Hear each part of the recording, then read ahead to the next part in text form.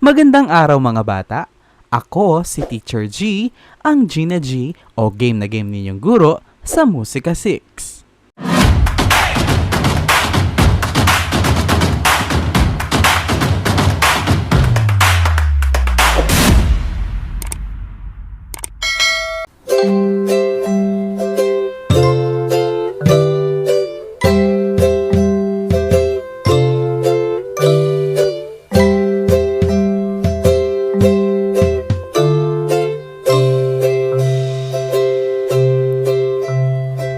Kumusta mga bata? Kumusta mga bata?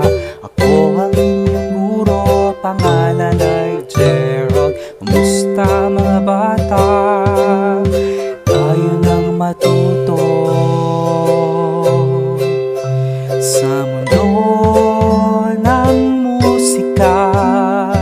Ika'y matututo mga simbolo't kumpas, hulwarang ritmo. Makinig ng mabuti, tiyak na ikaw ay matututo. Magandang araw kids at magandang araw sa lahat ng mga nanonood sa aking YouTube channel. Welcome back sa aking YouTube channel at kung hindi ka pa nakaka-subscribe sa aking YouTube channel, i-hit mo lang ang subscribe button, gayon din ang notification bell para mas updated ka sa mga videos na i-upload ni Teacher G. So ngayong araw na ito, ang ating pag-aaralan ay ang subject na Music 6. Tayo ay nasa ika-4 na markahan na. Okay? Ang ating tatalakayin ay nasa module 2. At bago tayo magsimula, atin munang alamin ang mga objectives. So at the end of the module, you should be able to, number 1, distinguish monophonic, homophonic, and polyphonic textures. Number 2, differentiate a major chord from a minor chord. And then number 3, appreciate the value of texture and harmony through singing. Okay? So yan ang ating mga layunin ngayong araw na ito. What I know. Read each sentence carefully and choose the letter of the correct answer. Write your answers in your notebook. Number 1. It is the thickness and thinness of sound. A form, B harmony, C melody, D texture. What is your answer? The correct answer is D texture. So kung ano ang kakapalan or the thickness at ang kanipisan ng tunog o thinness, yon ay patungkol sa texture. Okay, number 2. It is the simultaneous sounding of tones. A form, B harmony, C melody, D texture. What is your answer? The correct answer is harmony. Okay? So kapag sinabi nating simultaneous sounding of tones, ito ay tinatawag nating harmony. Next, number 3. A texture which has only one melodic line without harmony or counterpoint. A chord, B homophonic, C monophonic, D polyphonic. What is your answer? The correct answer is C monophonic.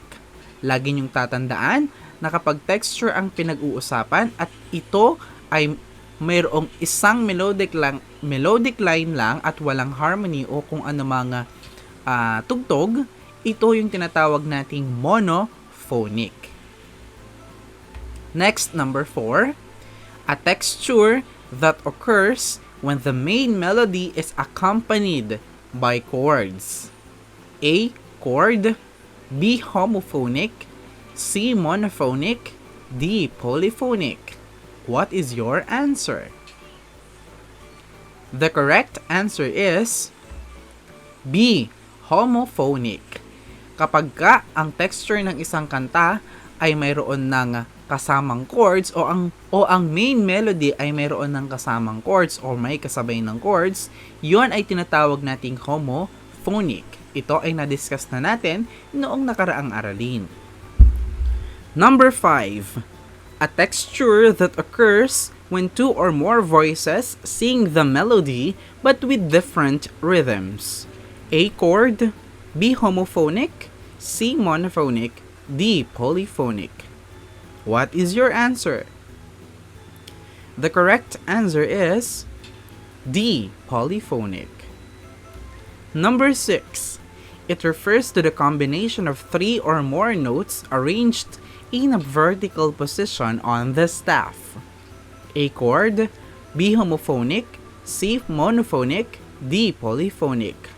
What is your answer? The correct answer is A chord.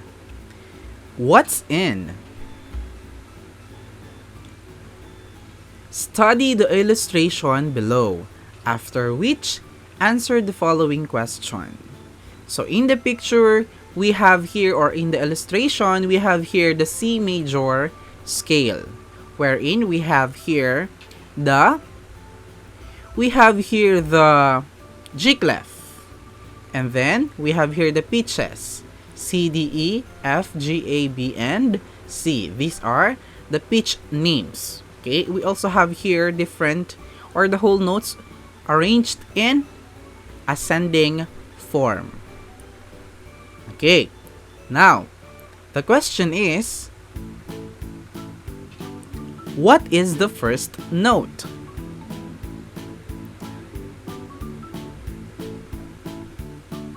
The first note is Do, or the pitch name C. The second question is, what is the last note? The answer is, the last note is Do or C, or the highest Do or C, or the pitch name C. Okay? What's new? Task number 1. Look at the picture at the right side of the screen. It shows the different musical texture. Can you differentiate the monophonic, homophonic, and polyphonic texture using the illustration below? Okay, so we have here the illustration for monophonic. This is the single line. And then the homophonic, wherein we can see that we have here the line, and under the line we have here the shade of gray. And then the polyphonic, we can see different lines. So let us now differentiate the three. Okay, so the first one is the monophonic. The monophonic is only a line, which means that there is only a single sound being produced. Okay, so that is a monophonic texture. Next is the homophonic texture. The homophonic has a line and a shade of gray, wherein it could mean that there are two sounds played at the same time. And then we can describe this illustration for polyphonic as an illustration having two or more sounds that is played together.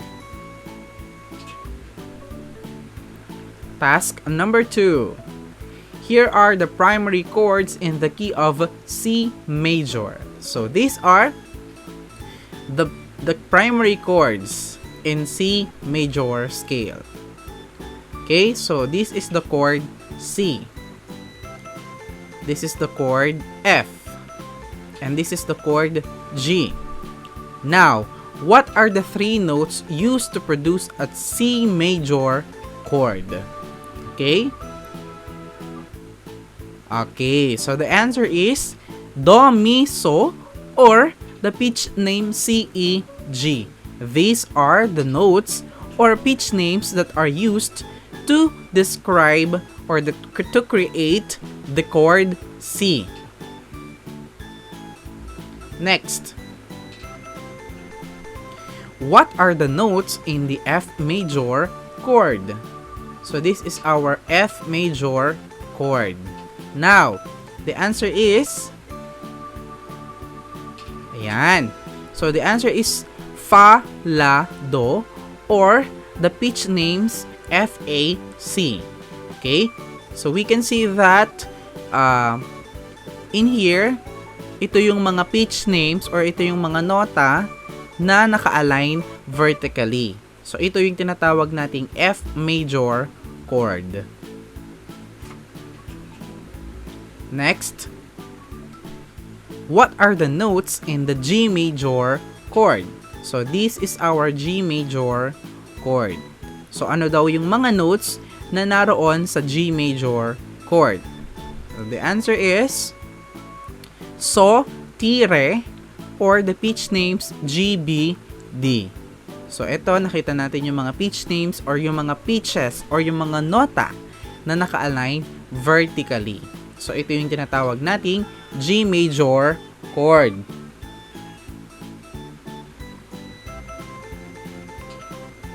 Task number 3. Now take a look and study the A minor scale. Answer the questions that follows. So in here, in the right side of your screen, you can see the A minor scale. So we have here the 1 sharp, which is the G sharp.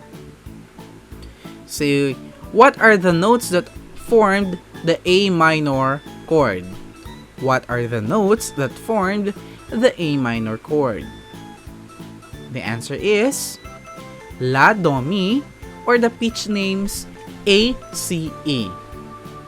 In this minor chord, we can see that in every vertically aligned notes, ang notes na meron dyan ay La, Do, Mi. La, Do, Mi.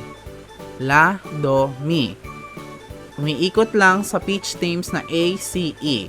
At sa mga notes na La, Do, Mi or sofa syllables na La, Do, Mi ang A minor chord.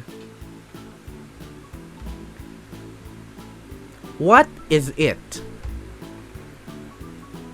A chord refers to the combination of 3 or more notes arranged in a vertical position in the staff. A chord is sometimes called a triad because it is made up of 3 notes using the intervals of thirds and fifths. These notes, when played simultaneously, produce a harmonious sound that can be used for accompaniment to songs. So yung chord palang tinatawag natin, ito yung mga nota na naka-arranged vertically doon sa staff o yung patong-patong na mga nota. So ito'y tinatawag ding triad dahil ito nga ay 3 nota. At kapag ka ito ay let's say you played it in piano ng sabay-sabay, magkakaroon ito ng harmony. So magkakaroon ng iba't ibang tunog pero swak din sa pandinig. So yun yung tinatawag nating harmony. Okay? Yun ay maaari nating gamitin bilang accompaniment sa mga songs. Okay? That is the chord. The 3 primary chords in the C major are the C major chord, F major chord, and G major chord, as we have discussed earlier. The C major chord is formed using the first note Do as the bass or the lowest note. The F major chord is formed with the 4th note Fa as the bass or the lowest note. The G major chord is formed with the 5th note So as the bass or the lowest note. Ngayon, ang ating pag-uusapan naman ay tungkol sa texture. So, ang una nating pag-uusapan ay yung tinatawag nating monophonic texture. So, ito ay medyo nagkaroon na tayo ng discussion last time sa ating last episode ng Music 6, but we are going to discuss it further. Now, in music, the word monophonic is taken from the Greek monophonic, literally meaning one sound. Mono, which means one, and phonic, which means sound. A monophonic texture has only one melodic line without harmony or any other form of accompaniment. So, yung ating monophonic texture na sinatawag dito ay halimbawa sa pagkanta, ito lamang ay yung melody na kinanta natin. Walang kahalong harmony or walang kahalong instrumental sounds, kundi boses lamang na kinakanta ang tono. So, yun yung tinatawag nating monophonic texture. Okay? Have a look at this visual diagram of a monophonic texture. The blue line is the solo melody. So, as we can see here in the illustration, ito lang yung illustration for the monophonic texture. Kasi nga, ito lang yung melody ng isang kanta na walang kahalong instrumental or harmony. Okay, number 2, yung tinatawag nating homophonic texture. So, homophonic comes from the Greek homo and phonic, literally meaning same sounding. It occurs when the main melody is accompanied by chords. So kapag homophonic texture naman ang pag-uusapan, ibig sabihin lamang yan, mayroon ng kasamang chords ang melody natin. Okay? Ibig sabihin, kung ano yung makukuhang tono doon sa ating melody or yung kung anong melody, yun din ang gagawing chords. Ibig sabihin, same sounds lang ang melody at ang chords.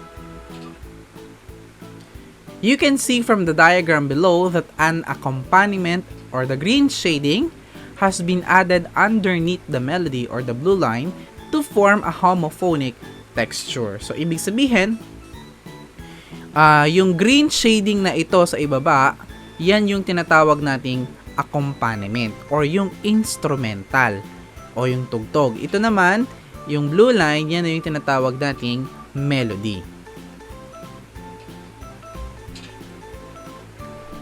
The third one is what we call the polyphonic musical texture.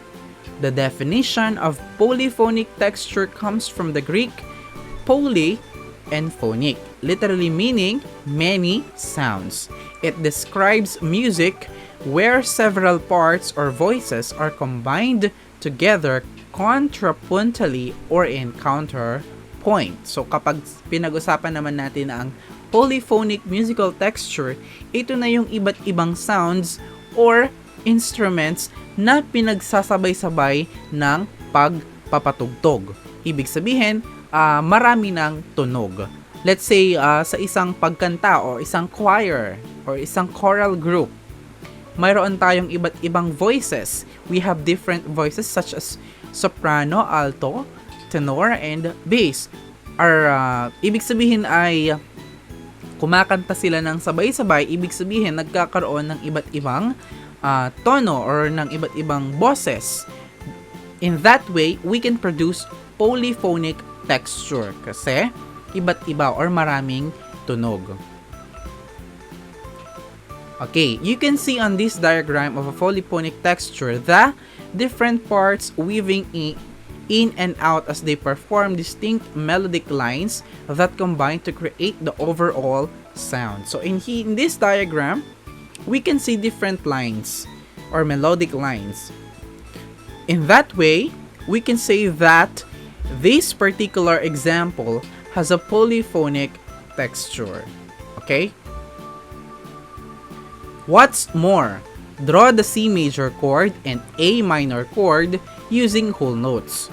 Do this activity in your notebook.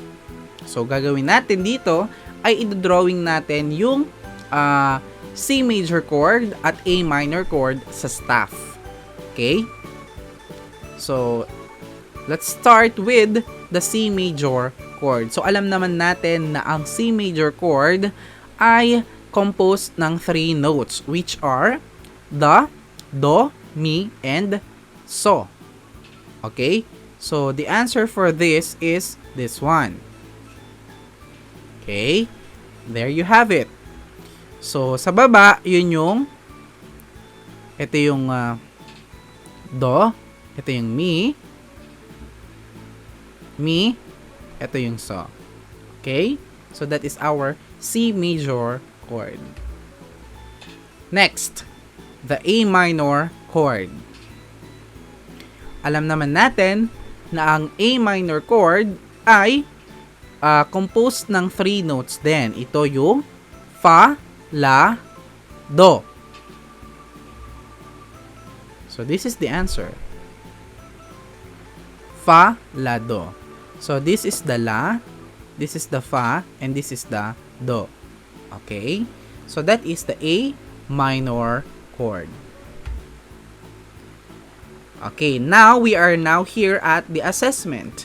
So, what we are going to do here is to write whether the song has a monophonic, homophonic, or polyphonic texture. And then write your answers on your notebook.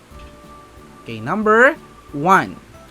The class is singing the song Ili Ili Tulog Anay in unison without any musical accompaniment.